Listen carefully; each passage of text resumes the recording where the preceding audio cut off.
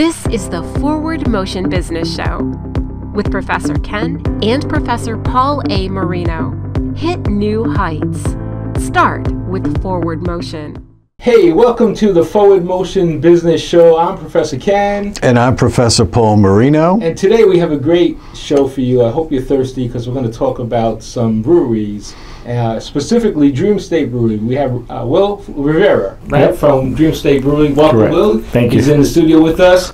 And Paul and him go back a little bit. So, Paul, why don't you give us the rundown on Will? Well, I've known Will for several months. Probably more than a year we've known each other. He came to Florida from the Northeast where he had a brewery up there. He came down, he did quite a bit of consulting to some of my favorite breweries like Tripping Animals and a bunch of other breweries. And now he's starting his own new venture. But before we get into your new venture, I want you to talk a little bit about how beer has become the new wine.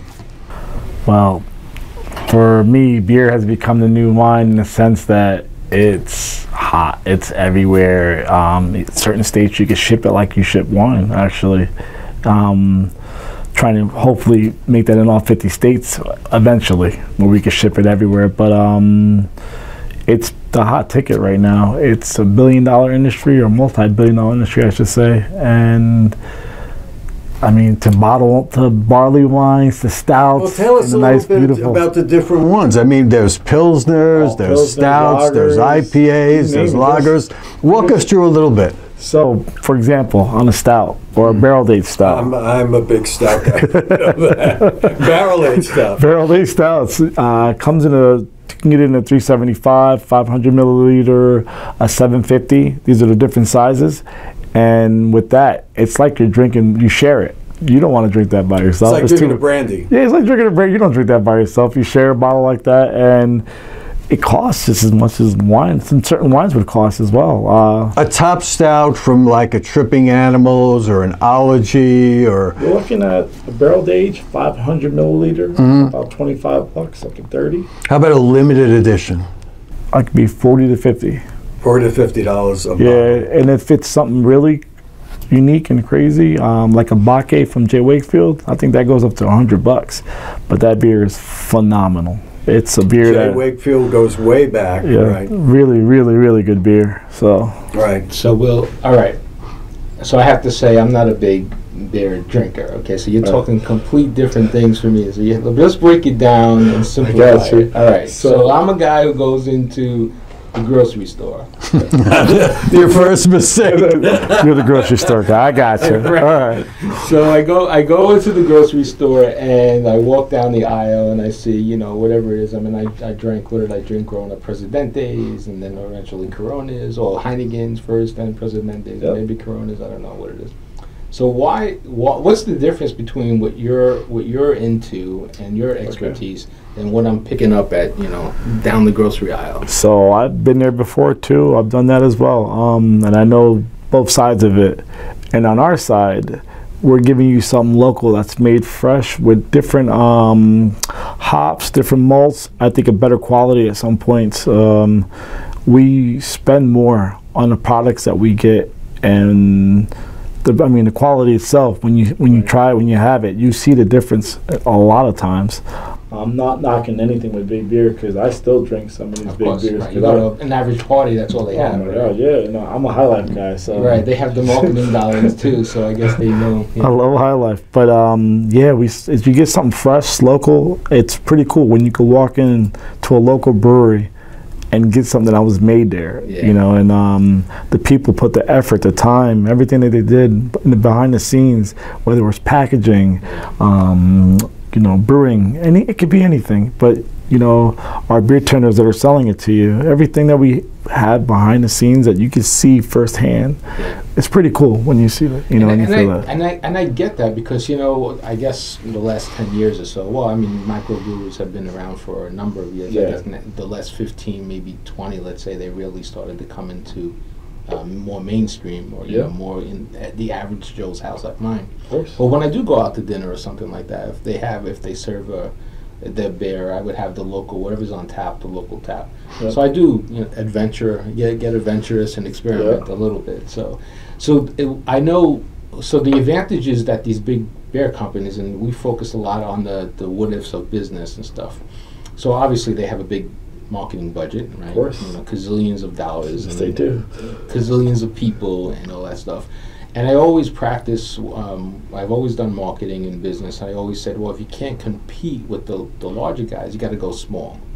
Really, you got to go micro. As a matter of fact, that's what's big right now online, is the micro marketing. Mm-hmm. They don't go after these, even Facebook or Meta, right? They're pushing the micro marketing now. So you're already there in that micro world.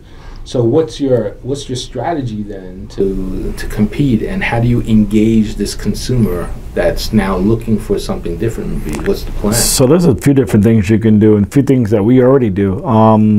We don't want to compete with those guys. Those guys are like 84% of the business. We're what? We're the small half still, so 16%, so something like that. When it comes to numbers, I know CBC, Craft Beer Conference, they give us them every year. So we don't want to compete with those guys. Right. They got too much money to be. Right. So what we could do is we support and push local. We hit the local community with the beers. We market ourselves locally with Facebook, Instagram, but keep everything hyper, super local. Because we know that most of the people are going to come in, and what we want are the local community that comes in and supports us all the time. Right. We're a big beer, they're everywhere. They're all over the place, and they want you to support no matter where you go. Yeah. But for us, we hit that local market every single time. We do a lot of events in our local market, with a lot of brewery events in-house or tap takeovers at other places, other breweries, bars, but we make sure it's always local. And it's pretty cool. You do collabs, local. What's a collab? Explain to us exactly what a collab is. The collaboration is pretty much two breweries, or it doesn't have to even be a brewery. It could be a clothing collab. It could be food collab in your brewery. It could be a lot of things. But for us, what we do is brewery collabs that I love to do. Right. You get your friends, the people you know that you love, you get them in-house, and you guys pretty much build a beer together. But before even that happens, we're already online making a recipe, making the name, doing the design of the art on it. Are we doing clothing with it? How many cans are we doing? Is it a bottle? Depends what style of beer it is. So there's a lot of things that go into collabs. So a collab would be, I know you consult the Tripping Animals. So your brewery would do a collaboration with them. The two brewers would get together and come up with something special? Yeah, not only the brewers. The brewers have a big part of it, but you also have the marketing guys that come up with the marketing piece of it. You have the artist that comes up with the artwork. That's right. You have a very special artist. Who is that? What's his name?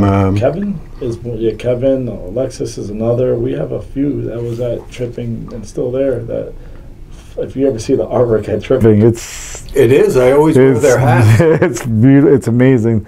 Some of the best art I think literally in beer. Tripping Animals. So proud of everything that has happened with that. But so that's a part of it too. It's a huge part, because God forbid it goes into a store somewhere. You know what really sells that can? It's not usually the name. It's not usually the beer inside of it. It's the artwork on the outside. Package, right. The package. You see it. You connect with it. That's pretty cool. Let me try this. And when you try the beer, and they're like, oh wow, the beer is even better. Right. The beer is amazing. Then all of a sudden, it sells that piece that we were trying to push to you to begin with. But yeah, so it's a lot of stuff that comes into a collab. There's a lot that goes. So it's planning. So I've launched some products over the years, and normally a good product launch is 18 months in the making, let's say. A fast pace is maybe 9 months. Yeah. So what's the timeline on something like that? A collab, I'll tell you what. When it comes to the beer, depending on what the beer is, if we're doing a stout and it's going in the barrel, you might not see that barrel for a year to 2 years. How about a stout? How long do they have to put a stout up? Now, a stout, correct me if I'm wrong, is a beer that you put up in a whiskey barrel or the bourbon barrel, right? If it's a barrel-aged beer, these days you can put a stout in almost any barrel. People are adventurous. I've seen them going in wine barrels. I see double barrels, meaning that you're putting it in one and going into a rum maybe. But how long is it in the barrel? Depending on the brewery. It all depends on the brewery. I would tell you it should be about a year to 2 years. You know, when it's ready, it's mature, it's ready to come out the barrel. But you just keep tasting it. You keep going in, and you keep, when it's ready. Like a wine. It's like a wine. It'll tell you it's ready. One day you're going to taste it and be like, you know what? This is perfection in a glass. I'm ready to bottle this.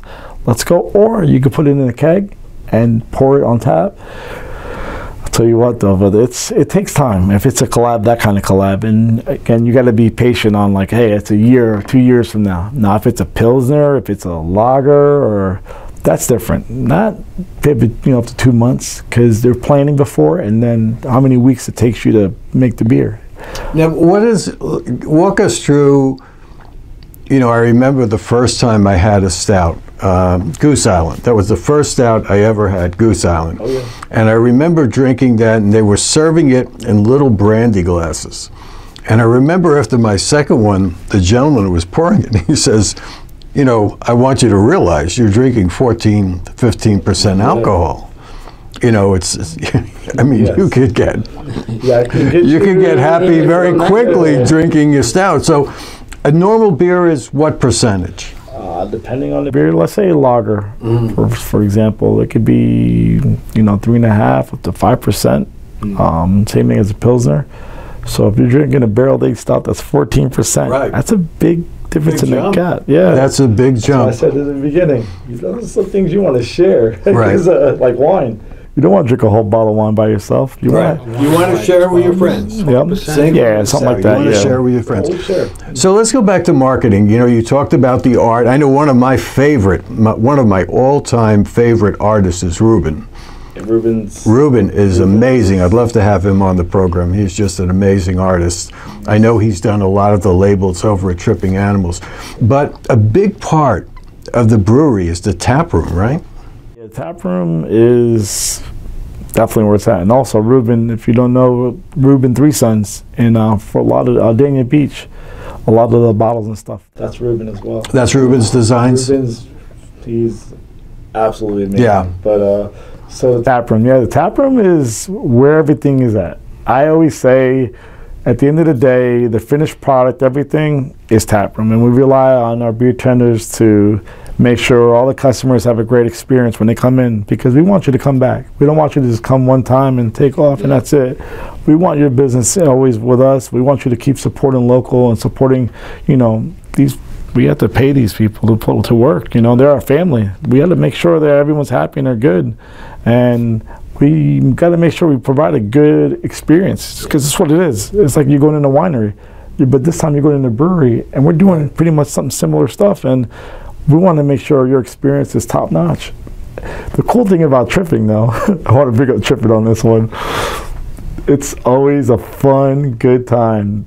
That's my family. So the beer tenders that are there, they put on a performance every night. They put on a show, I feel like, and they get you. You're there, and you could talk to them. They treat you like family. It's always a blessing going in that place. We need to do a remote there. We need to do a remote there. So I'm curious though. So learning more about this as we talk here. So you mentioned the experience. I mean, we all know what Starbucks is, right? Yeah. So Starbucks has always positioned themselves as an experience, not a cup of coffee. I mean, they're not the greatest cup of coffee to begin with, right? Plus, they're $6 or whatever they price it is. But they've always positioned themselves as you don't come to Starbucks for coffee, you come to Starbucks for the experience. But what I'm hearing from you is that now it's not just the experience; it's also the product has to live up to its. Yes, it does. So it's a combination of those things. Yeah. So give us a sense of what is a good experience then. So when you come into a place, again, I bring up Tripping because it's my favorite place. Yeah. Tripping, you have a bunch of people, knowledgeable people behind the bar that they attend to you immediately. They talk to you. They ask you questions. Because some people, when you walk in, they're the grocery store buyers. That I get a Presidente. Right. So it's like, what kind of beers do you like? What do you know? What do you usually drink? And then they try to pair you with what we have on tap, which is part of the good experience that they want to cater to you. So if you say, hey, I like a Mexican lager, Corona, or whatever, and it could be any beer, they're gonna tell you, oh, there's a No Mames that we make here, and that No Mames is gonna be something similar in your taste buds on that. So you get that beer, you're drinking it, having a good conversation with the bartenders that are there, and also the atmosphere, the music, the artwork all over the place. The tours, the beer tours in the back, that you get to see how it's made and someone's explaining to you the whole process.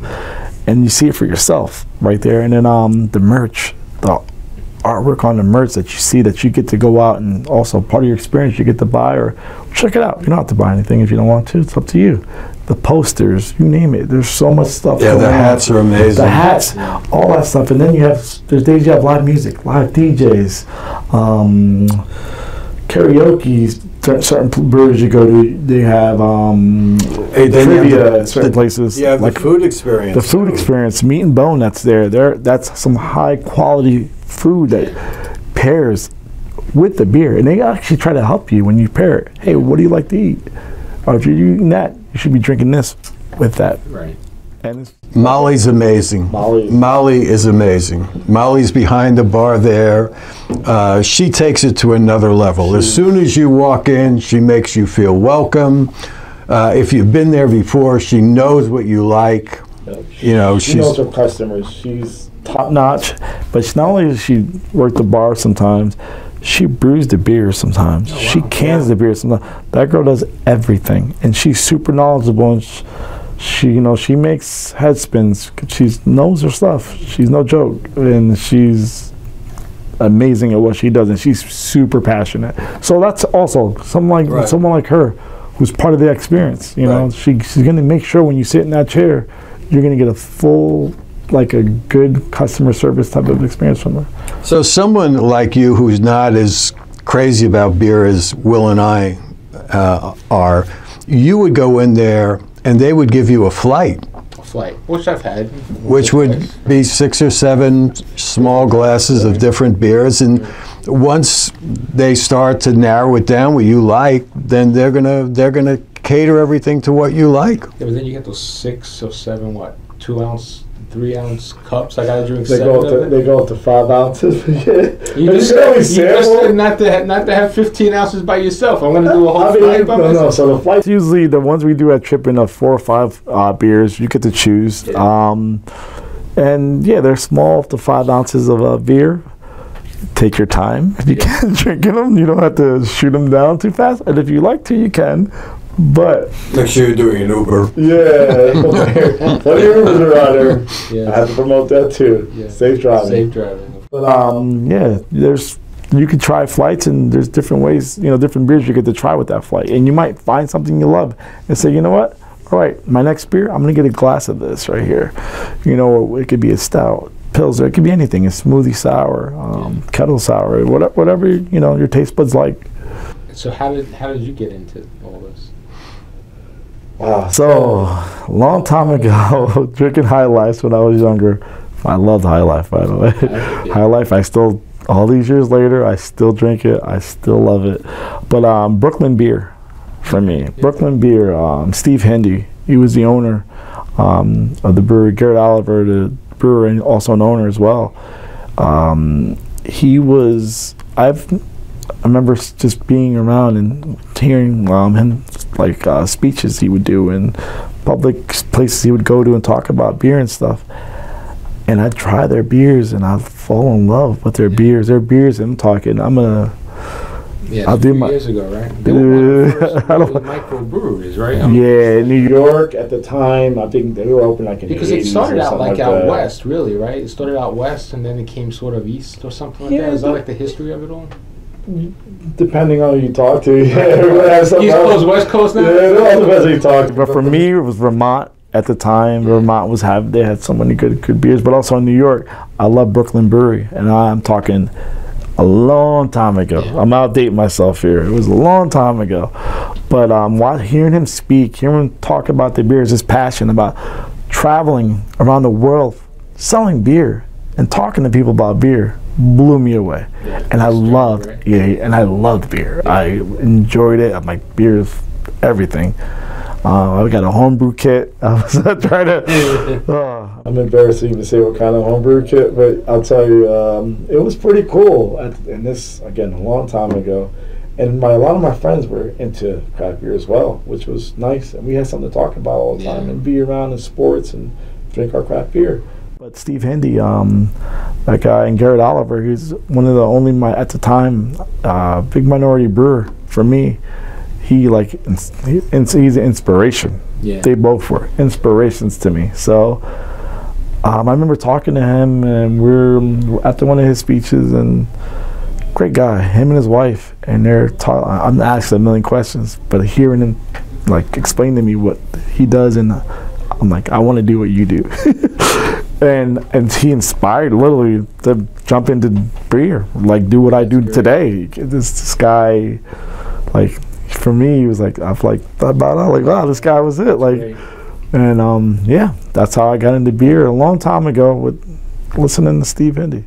Now, a lot of these brewers now have got such big reputations. They're almost like rock stars. I tell you what, yeah, a lot of the guys in this industry, and females both, you know, there's a lot of rock stars that we do have in this industry, and you know, they get treated like rock stars too. I see some events. It's nice. It's cool. It's like, you know what, people appreciate what they do, and I don't blame.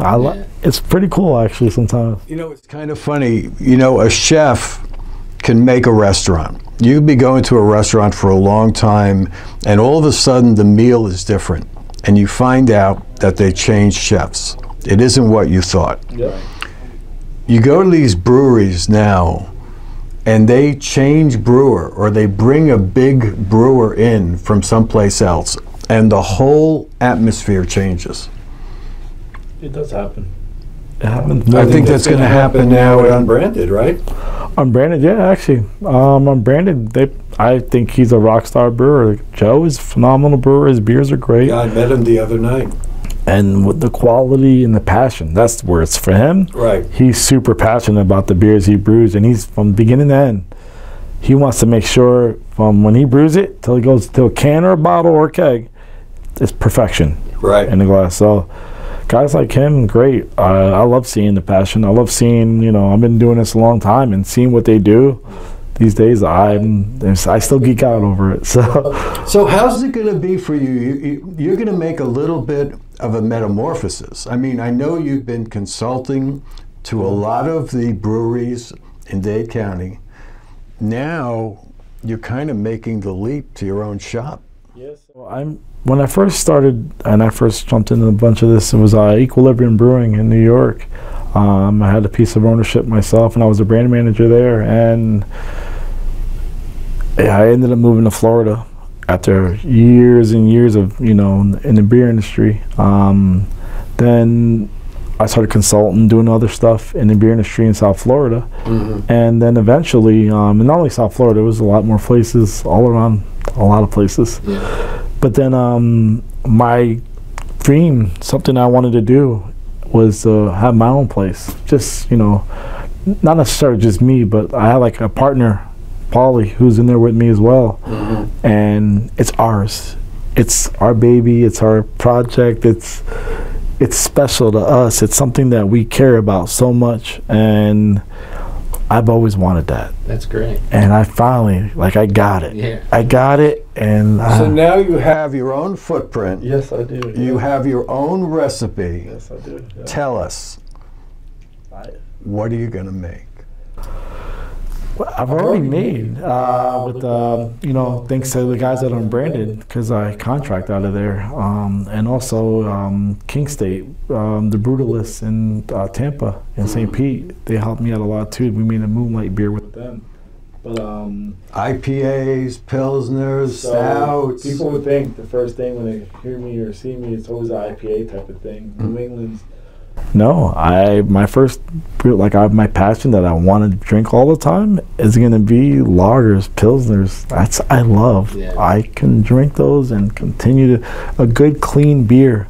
Those are beers that if you mess up, you know, we can call you out as a brewer and be like, okay, there's a problem there. Those are beers like you need to make sure those beers are always clean, crisp, good beers. So you got to be careful with how you make, how long you let them sit, and what you put into it. But I love lagers. I love pilsners.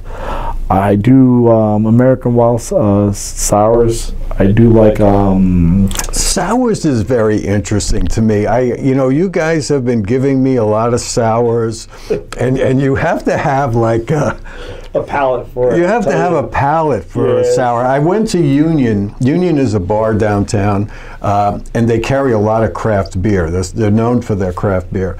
And I've had a sour in there where you think you're drinking cheesecake, or you think you're drinking raspberries, or so the flavor profiles that you put in and the stuff that you add to it, whether it's, you know, real fruit extracts, depending on what you're putting into the beer.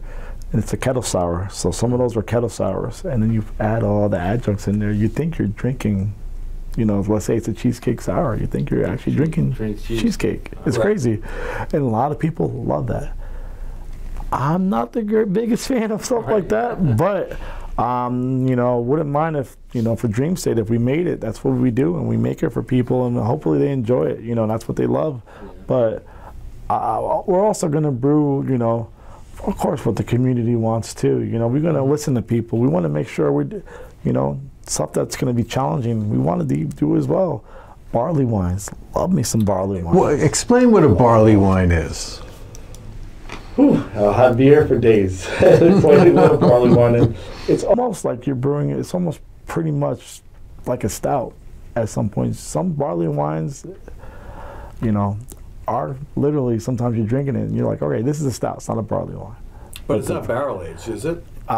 Depends on the person making it, but most of the time it is barrel aged. It is putting in barrels. The process is different when you make a barley wine, and they're usually high alcohol as well. I noticed you guys like the high alcohol. High alcohol depends, but there's guys that do some 9%, 10%. But yeah, it's almost, you know, almost like you're drinking wine, kind of, you know. Yeah. So, but yeah, it's a whole different process, different malts that you use for it as well.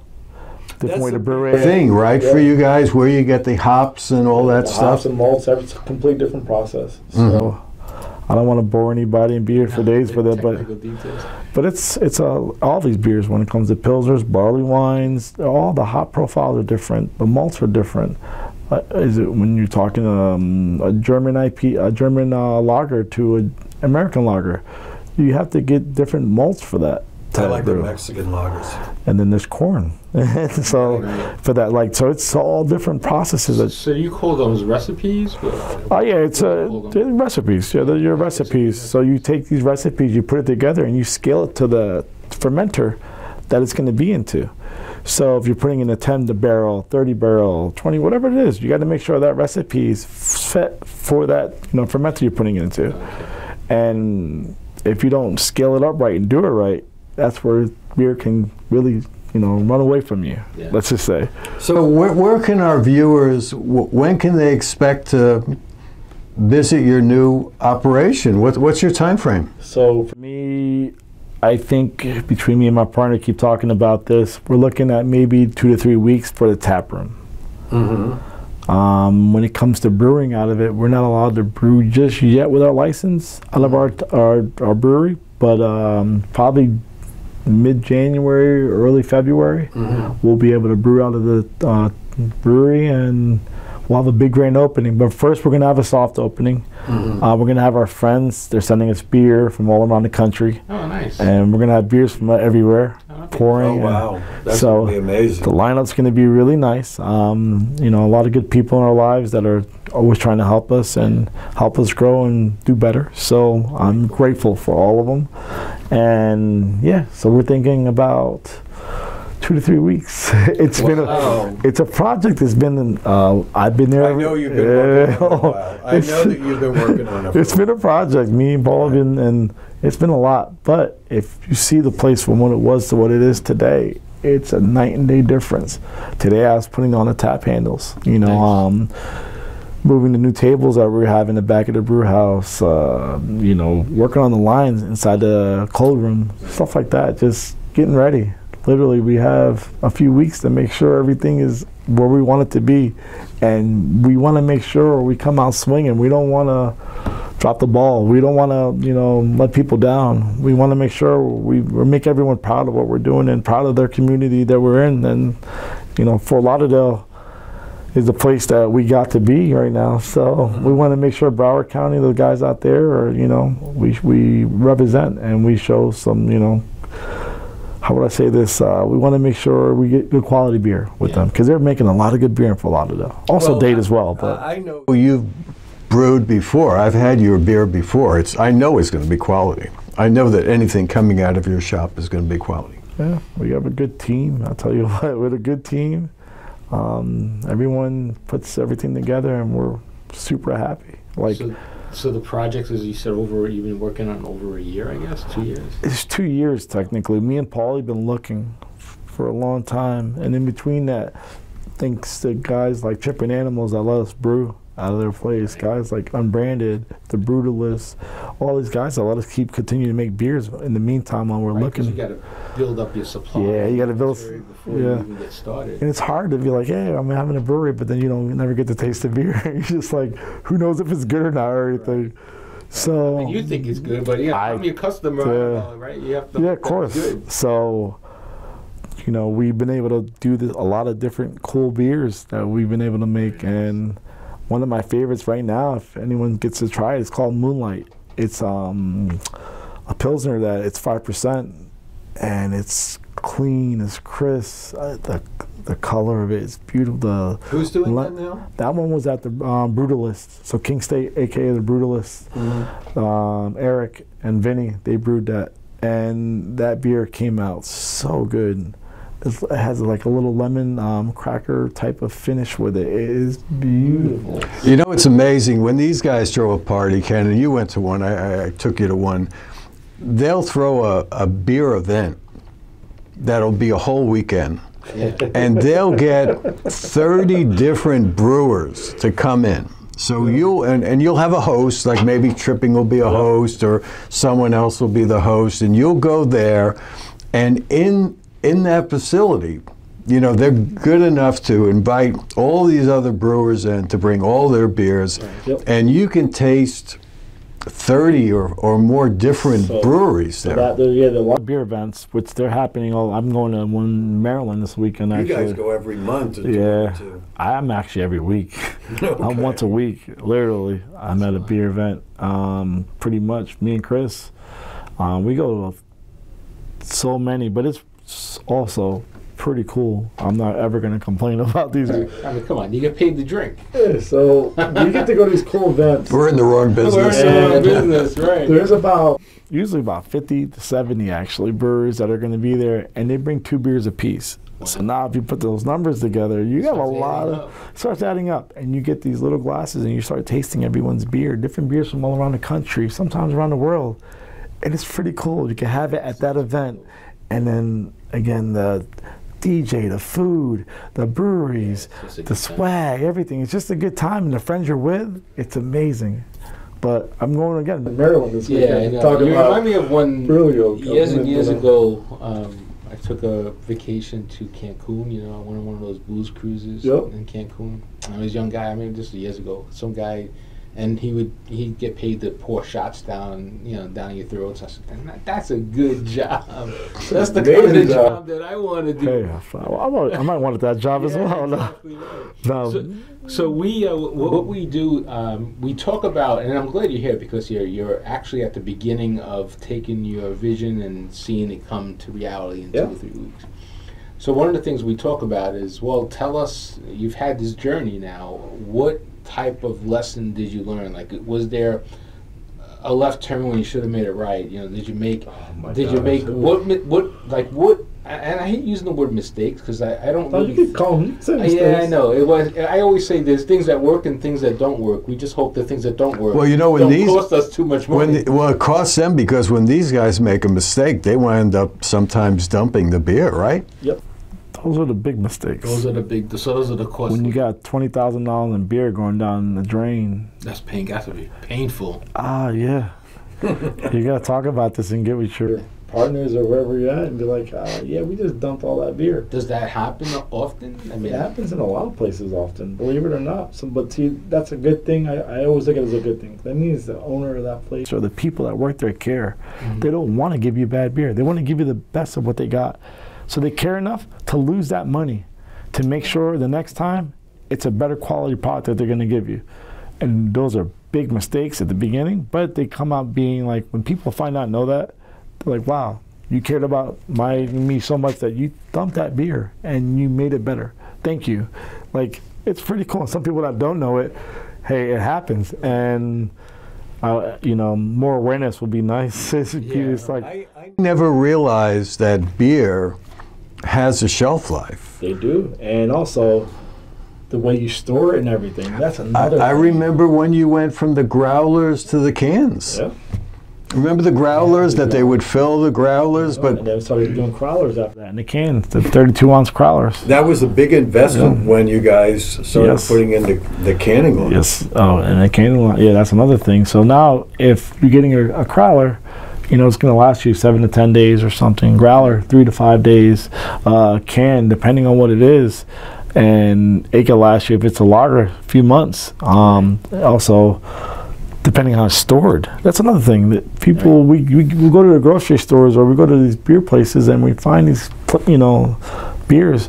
You want to store those kind of beers at 38 degrees. Right, the right temperature. The right time, and it says it on the can, but sometimes you'll find it on the shelf somewhere and you're like, ooh, you know, it can be a hot beer, and how long has that hot beer been there? And you check the dates and you want to make sure you're not getting an oxidized beer or spoiled beer or something. So there's a lot of processes to this that a lot of people don't know when it comes to these beers. Well, that whole keeping the temperature right, so the Coca-Cola, you know, they have tons of money. You know that fridge pack thing that they came up with? They actually did a study on that. How can we get more people to drink more Coke? The obvious answer was, well, let's keep it cold for them, if we can keep it cold. So if you remember, growing up, they used to have the little plastic things they used to sit, right? Yes. And then they came up with the fridge pack where they lined it up. So now what do? You take that and you put it into the fridge. So rather than the Coke being in the closet, it's sat in the fridge, and if the Coke is sitting in the fridge, it sells more. Yeah, you're going to drink it. You're going to grab it. You're gonna so it's those little innovations that sell more product, that market more products. So that makes sense. You know, you got to take care of the product, right? I guess if you're drinking wine, you know how to take care of your wine. Yeah. Well, you know, you wouldn't, if you bought a good wine, you would store it in a wine cabinet. Right. And now with these types of beers that you're paying premium prices for, you know, I've learned that when you go to the store, you look at the date. You don't want to buy an old beer. You want to buy something's current. Yeah. And that's why people go to the brewery, because they're getting a fresh product, but they're also buying there. They're also taking product home. Yep. It's a great experience. I love it. It's my favorite thing in the world. But it's a lot of it too is us educating the customers or consumers. Yeah. It's also a big part with us that we got to make sure we continue to do that with everyone that comes into our places. And even though we write it on the can, because most breweries now, they're putting it on the can at this point. They're like, please store, you know, drink fresh, store cold. They're putting it on there for you. Well, even your pancake mix says store in a dry area. Yes, yeah. But still, it's just all education, you know, and educating our consumers and making sure they get the best quality product. That's because that's all we want them to, you know, to have. So, and you said 3 weeks, more or less, you'll be open up to the... So the soft opening will be about 3 weeks, then the grand opening about February. Okay. Now, I heard that you got a little bit of a curveball. I heard that David Dorff had kind of changed up their marketing campaign a little bit. Yep. And instead of going with the traditional celebrities, they wanted to highlight young entrepreneurs. So tell us about that. What happened? I heard you wound up. Well, yeah. So, yeah, this is a while back, months ago in Miami. First I got the email, then I got the call about, sponsoring, like being the guy on there. The face. It was one of them at least. Right. I was in shock. I didn't believe it at first. I was like, "There's no way." No, it was real. It was as real as it could be. Photo shoot, right? We did a photo shoot. We did a sound. We had a. I answered everything.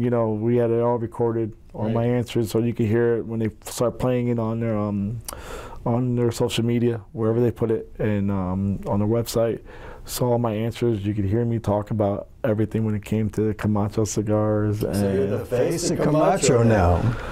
Like I said, one of them. One of them, but yeah. I got to work with those guys, and they were wonderful. That was an experience I'll remember forever. I've never done anything like that before in my life.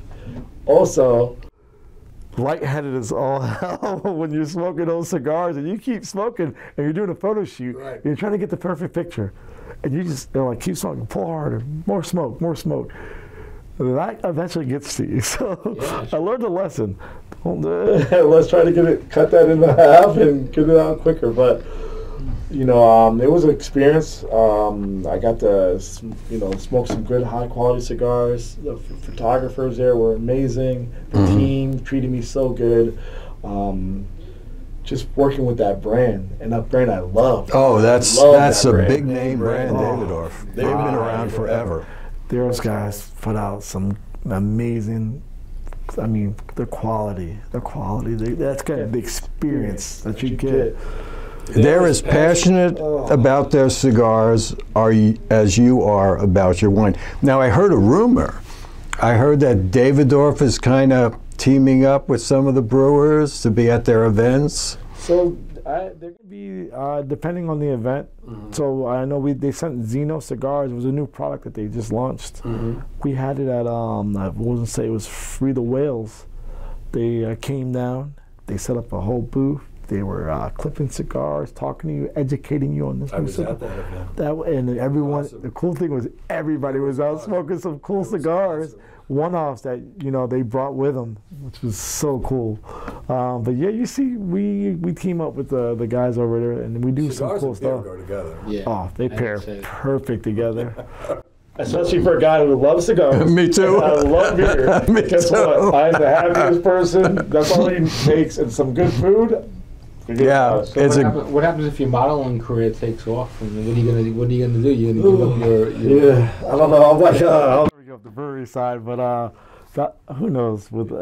I'm just happy that they chose me, and they I got to have that experience, and I'm grateful for what they done for me. So that's great. Well, it's great to have you here. I'm glad that I got to meet you, and Paul's talked so much and spoke highly of you, and I'm looking forward to coming out. It's local for us too, since we're both here in Broward. So have you guys out? There's 12 different places to eat where I'm at. The Sistrunk Marketplace has 12 different places you can just go and say, hey, let me scan the code and get tacos. Let me get pitas. Let me get sushi. There's so much. So again, that's part of our experience that we put there. So we give you all these different choices for food. You can get cocktails. You can get local beer. There's a lot. So it's a good, cool spot to be in. So we'll make you a beer guy. Yeah, we'll work on it. We'll work on it. One glass at a time, right? Yeah, one glass at a time. Now you can put it on a T-shirt. One glass at a time. Right. That actually.